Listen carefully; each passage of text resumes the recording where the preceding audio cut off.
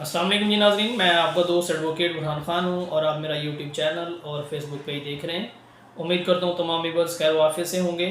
नाज़रीन, आज का जो हमारा टॉपिक है सेक्शन 137, 38 और 139 है। Procedure where he appear to show cause, जहाँ पे वो मजिस्ट्रेट का आर्डर के बाद वहाँ पे शौक अपने ये शो कराता है कि भी ये जो आर्डर पास हुआ है ये अकॉर्डिंग टू लॉ नहीं है, बल्कि ये आर्डर जो है अगेंस्ट द लॉ है और वो ज्यूरी क्लेम करता है। तो ज्यूरी क्लेम करने के जो तरीक़ाकार है उसको हम डिस्कस करेंगे। अगर वो ज्यूरी के जो मेंबर हैं उसके फ़ैसले को ऑन करने में वहाँ पे उनकी तादाद ज़्यादा हो जाती है तो मजिस्ट्रेट जो अपना आर्डर है वो उसको रिवोक कर देगा।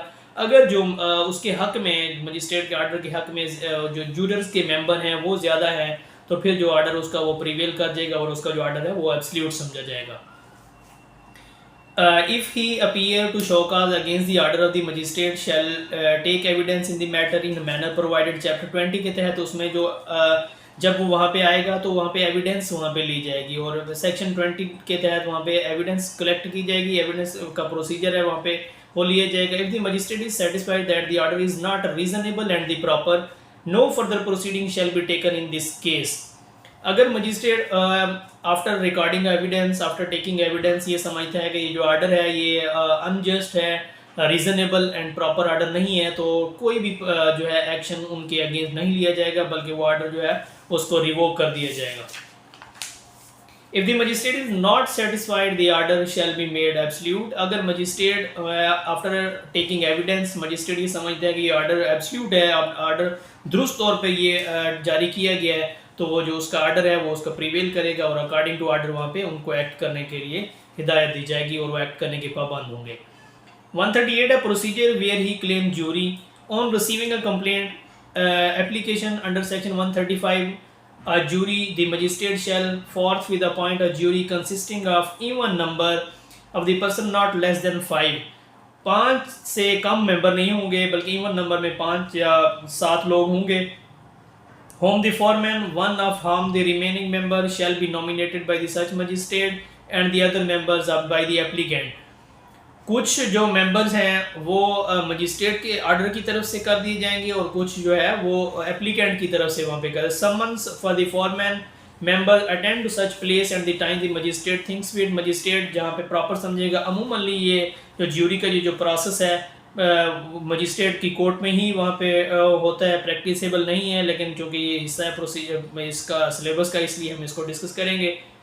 Fix a time within which they are return their verdict. वो टाइम फिक्स करेगा कि जब वो अपना वर्डिक्ट जो है वो रिटर्न करेगा। The time so fixed for the good cause show extend by the magistrate.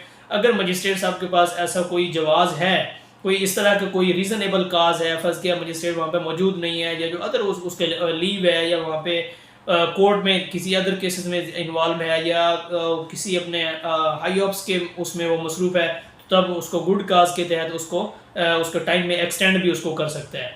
Procedure where the jury find the magistrate order to be reasonable. 139 में है कि अगर वो जो ज्यूरी के मेंबर हैं वो ये समझते हैं कि जो मजिस्ट्रेट का जो आर्डर मजिस्ट्रेट ने पास किया है वो रीजनेबल आर्डर पास किया है, तो फिर क्या होगा। If the jury majority of the jurors that the order of the magistrate is reasonable and the proper as originally made are subject to a modification which the magistrate accept, the magistrate shall make order absolute subject to such modification if any। अगर magistrate सामने ये उस jury के members जो हैं वो उसके फैसले के हक में ज़्यादा हैं और उसके अगेंस्ट कम है, तो मजिस्ट्रेट ये समझेगा कि जो उसका फ़ैसला जो है वो दुरुस्त तौर पे उसने फ़ैसला सुनाया गया है और ये प्रैक्टिकेबल है, फ़ैसला अकॉर्डिंग टू लॉ है, फ़ैसला रिमूवल ऑफ नाइजेंस के लिए ये ज़रूरी किया जाना है ताकि किसी भी जो पब्लिक को है वो नुकसान ना पहुँचे।